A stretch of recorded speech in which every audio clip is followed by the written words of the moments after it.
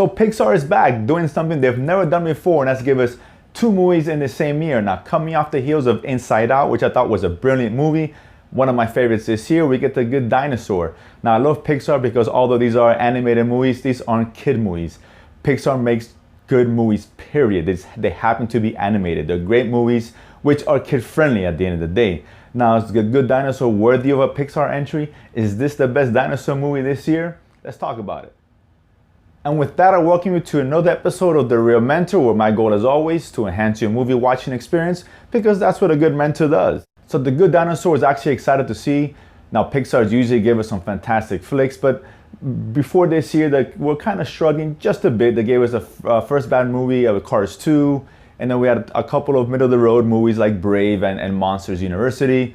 But they came back to form with Inside Out, so I was really hoping they continue that pattern with The Good Dinosaur.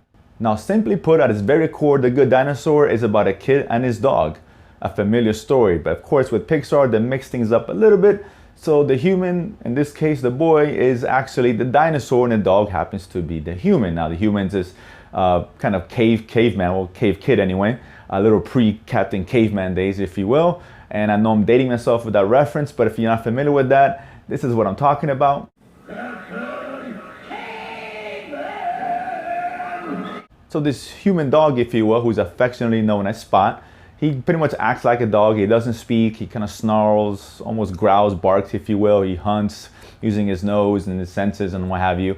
And the dinosaur itself is Arlo, who is a little bit different. He was born the same time as his brother and his sister, and he's not quite as physically able as they are. He's pretty much a scaredy cat, afraid of his own shadow, and he's really trying to make his mark on the world, so to speak. And one day he happens to chase this human boy out of his own house. They end up getting lost and now has to find his way back home.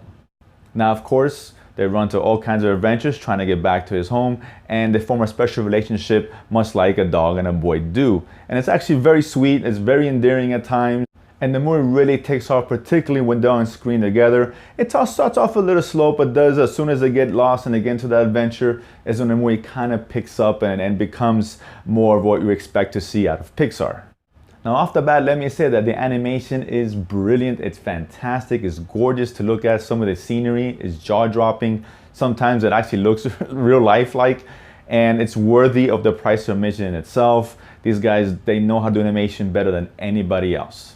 Now, aside from the animation, this was a good movie. It wasn't great. I wasn't blown away. This isn't one of Pixar's best, but it's still a very good Pixar movie, which says a lot. It's worthy of the title of being a Pixar movie.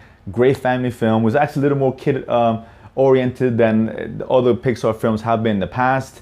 Having said that, adults will be entertained. There's actually some really good funny scenes in there, particularly one great real laugh out loud scene that's really made for adults. I'm kind of surprised it was in a movie like this, but it is some funny moments. And Pixar does what Pixar normally does.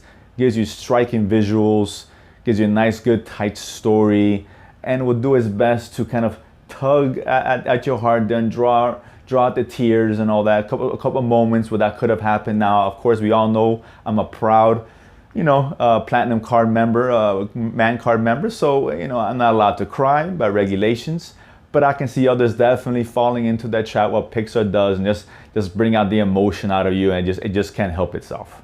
My only real issue itself is really just with the story. It wasn't as creative, wasn't as clever as I like to seem, especially coming off Inside Out, and of course other movies like Ratatouille, which I thought was really well done. The Incredibles is phenomenal, and Toy Story. But it's definitely up there, a little bit better than the Braves and Monsters University we've seen out there, better than Bugs Life. Overall, again, very derivative of things that even they've done in the past, especially Finding Nemo. Of course, relying on themes of family and what have you. But at the end of the day, it's still a worthy effort by Pixar. It's worth watching on big screen. The 3D was actually pretty well done. We got to see it in 3D today with the screening. The kids seem to like it, laughing, what have you, and cheering in the end. So that's always a good sign. So those are families, absolutely. It's Thanksgiving weekend coming up. It's a great movie to see on Thanksgiving. You're going to enjoy it. It's just, again, not a fantastic film. Still a very well-made movie. It's very sweet. You'll laugh.